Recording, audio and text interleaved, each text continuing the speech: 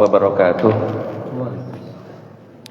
Hamdan wa syukran lillah nahmaduhu wa nasta'inuhu wa nastaghfiruh wa na'udzu billahi min syururi anfusina wa min sayyiati a'malina. May yahdihillahu fala mudhillalah wa may yudlil fala hadiyalah. Asyhadu an la ilaha illallah wahdahu la syarikalah wa asyhadu anna Muhammadan abduhu wa rasuluhu wa la nabiyya ba'dah. Ma'asyiral muslimin rahimakumullah, bab 48 Riyadhus Shalihin itu adalah berkaitan dengan ancaman menyakiti orang-orang soleh, kaum du'afa dan orang-orang miskin. Allah Azza wa Jalla berkalam,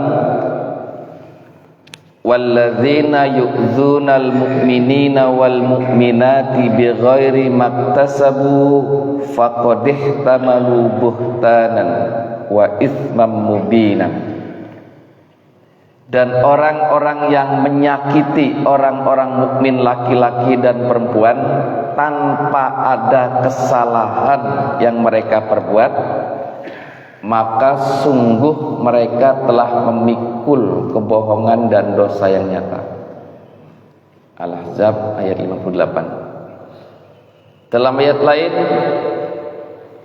Allah Azza wa Jalla berkalam juga berkaitan dengan menyakiti Pak ya, tapi kepada orang-orang yang meminta-minta dan yatim Pak. Disebutkan fa'ammal yatima fala taqhar. Adapun terhadap anak yatim maka janganlah kamu berlaku sewenang-wenang. Wa ammas sa'ila fala tanhar. Dan terhadap orang yang meminta-minta jangan kamu menghardiknya.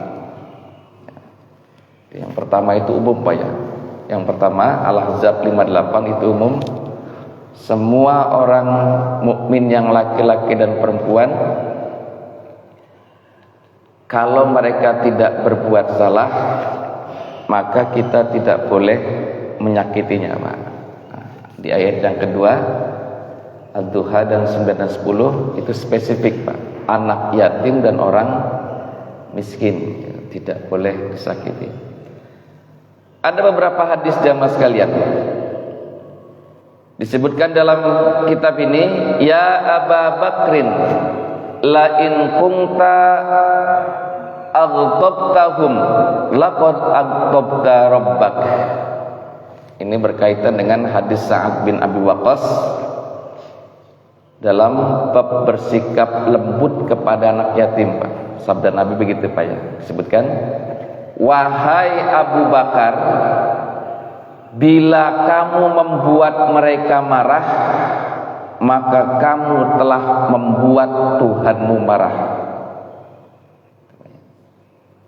Ini berkaitan dengan lembut terhadap anak yatim.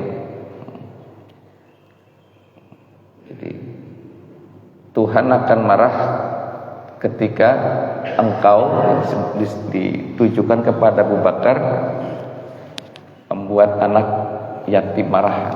Tahu sebabnya apa ya?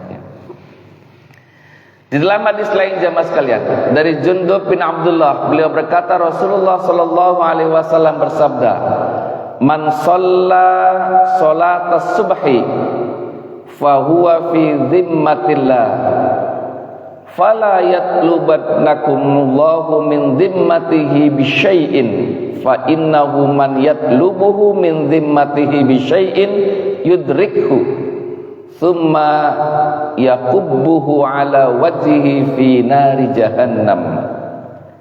Siapa yang melakukan sholat subuh maka dia berada dalam jaminan perlindungan Allah.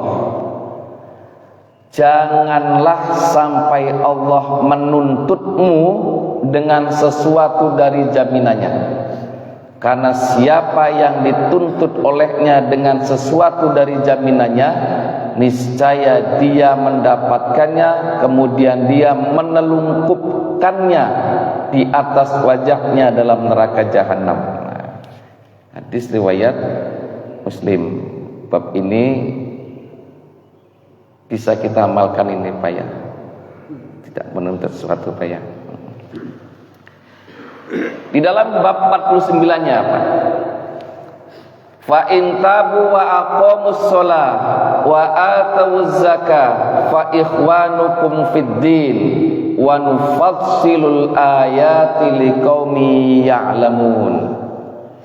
Jika mereka bertaubat, mendirikan salat dan menunaikan zakat, maka mereka itulah saudara-saudara kalian dalam agama kalian. Dan kami menjelaskan ayat-ayat itu bagi kaum yang mengetahui selama mereka masih sholat, selama mereka masih menunaikan zakat, itulah saudara-saudara kita seagama yang perlu dijaga zimmahnya Pak, jaminan kehormatannya dan keselamatan hartanya.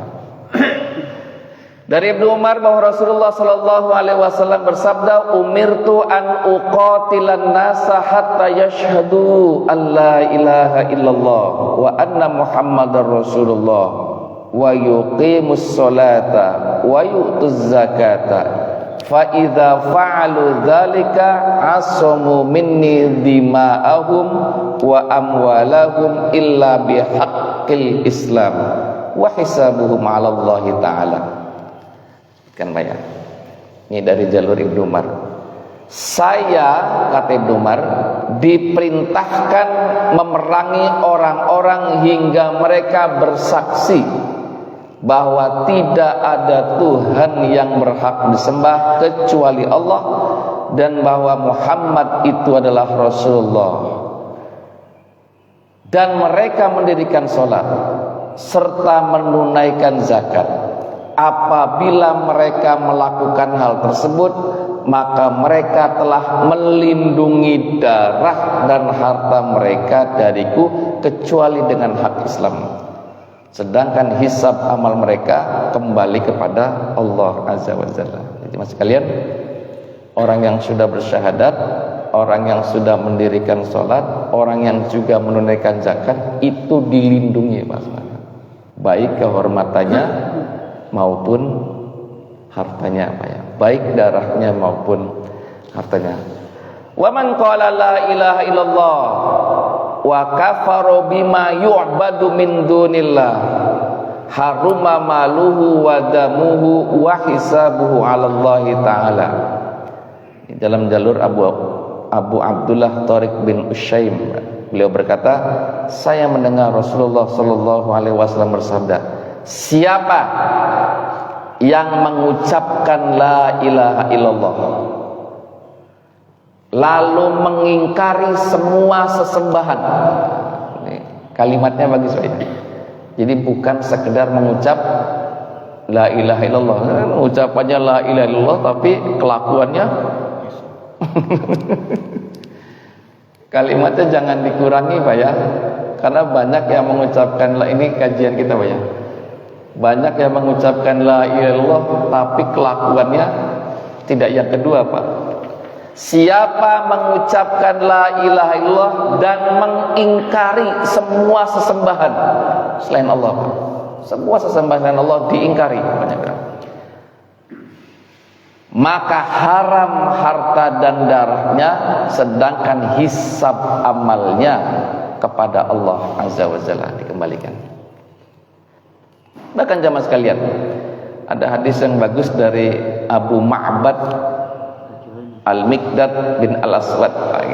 Gini bunyinya Pak, saya berkata kepada Rasulullah, beritahukanlah kepadaku bagaimana seandainya saya bertemu dengan seseorang dari kelompok orang-orang kafir, lalu kami bertempur dan dia berhasil menyabet salah satu lengan saya dengan pedangnya hingga putus.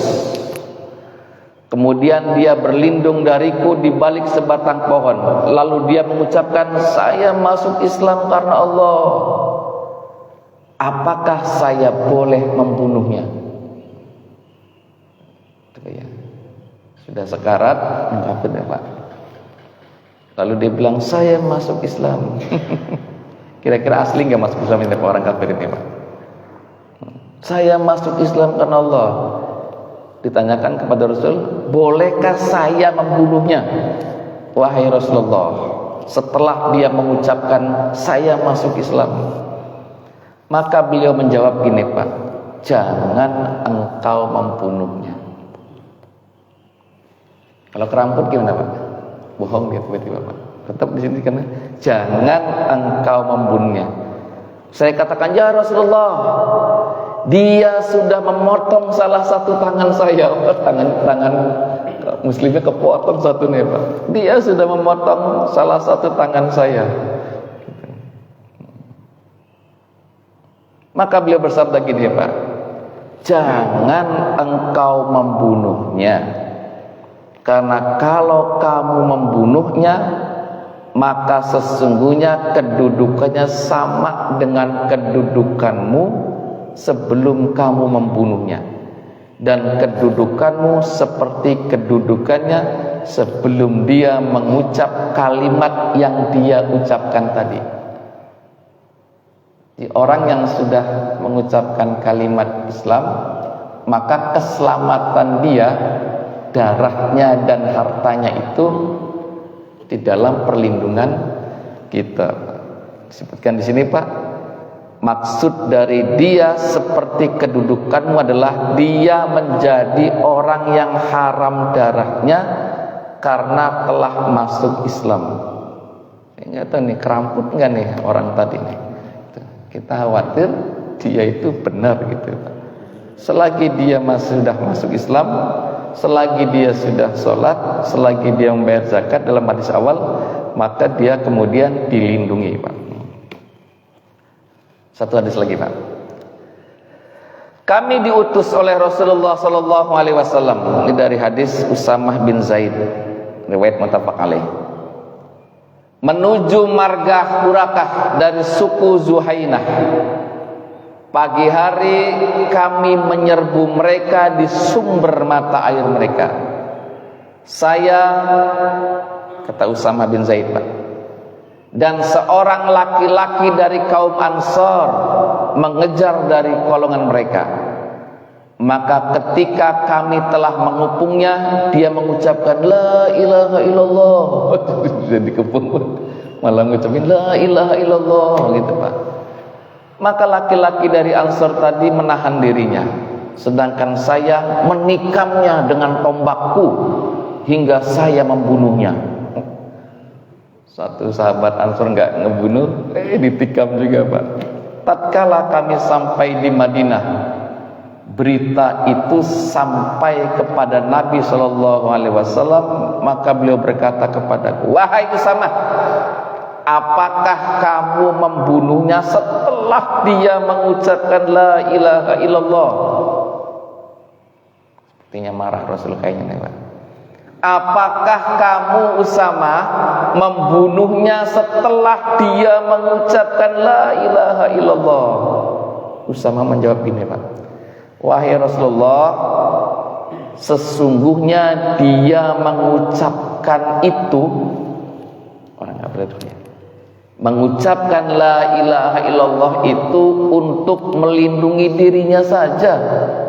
Tetap ditikam oleh Usama Pak. Kayaknya ngucapinnya kayaknya mungkin Pak, dalam pandangan Usama mungkin bohong-bohongan aja Pak ya. Beliau tiada henti-hentinya mengulang-ulang ucapan itu kepada Usama. Apakah engkau membunuhnya setelah dia mengucapkan la ilaha illallah? Hingga saya, kata Usama, berangan-angan seandainya saya belum masuk Islam sebelum hari itu. Dalam jalur yang lain, dalam satu riwayat, maka Rasulullah bersabda, aqala la ilaha illallah wa qatalta. Qultu ya Rasulullah, innama qalaha khaufan minas sila. Qala afala syaqaqta an qalbi hatta ta'lam aqalaha amla. Fama zala yuqarriruha hatta yatamantu anni aslamtu yawma idzin. Maka Rasul bilang gini Pak, ya Rasulullah, Dia mengucapkannya karena hanya takut kepada senjata yang saya bawa. Beliau bersabda, mengapa kamu tidak membelah hatinya? Simak Pak. Mengapa kamu tidak membelah hatinya hingga kamu mengetahui apakah dia mengucapkannya karena takut atau mengucapkannya karena tidak, atau karena Allah, kayak gitu Pak ya. Beliau terus menerus mengulangi, sehingga saya berharap seandainya saya baru masuk Islam pada hari itu. Jemaah sekalian, hadis terakhir yang saya bacakan ini, orang yang sudah mengucapkan itu kita tidak tahu. Dalam ketidaktahuan itu kita pun boleh melindungi orang yang mengucapkan itu Pak. Apakah dia mengucapkan itu karena takut senjata yang dibawa, atau dia memang ikhlas lillahi ta'ala.